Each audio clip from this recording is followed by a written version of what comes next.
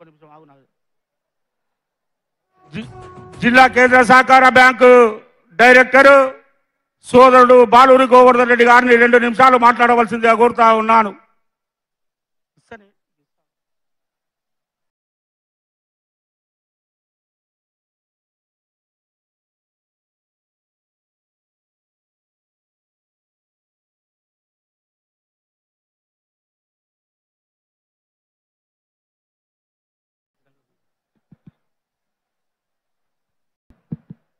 జనజాతర సభకు ఈరోజు వేదికపై ఉన్నటువంటి పెద్దలందరికీ, గ్రామాల నుంచి అదేవిధంగా ఆదిలాబాద్ పట్టణం నుంచి వచ్చినటువంటి కాంగ్రెస్ పార్టీ అభిమానులు అందరికీ పేరు పేరున నమస్కారాలు తెలియజేస్తున్నాను.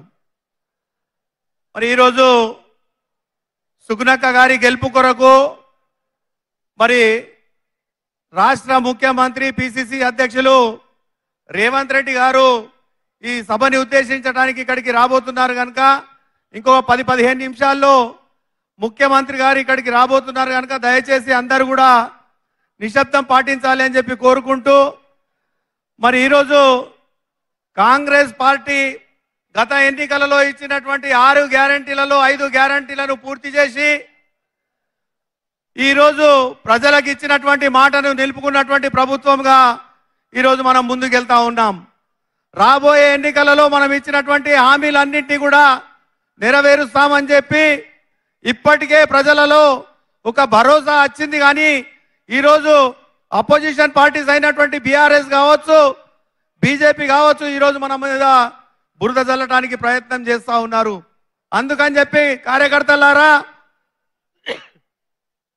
ఈరోజు ఎక్కడికక్కడ మన కార్యకర్తలందరూ కూడా మన పార్టీ యొక్క గెలుపు కొరకు, మన పార్టీ యొక్క అభ్యర్థి గెలుపు కొరకు అందరూ కృషి చేయాలని చెప్పి మీ అందరికీ మనవి చేస్తూ, మరోసారి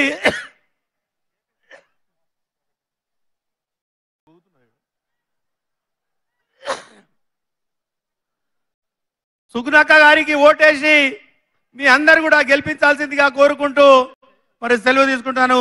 జై హింద్, జై కాంగ్రెస్.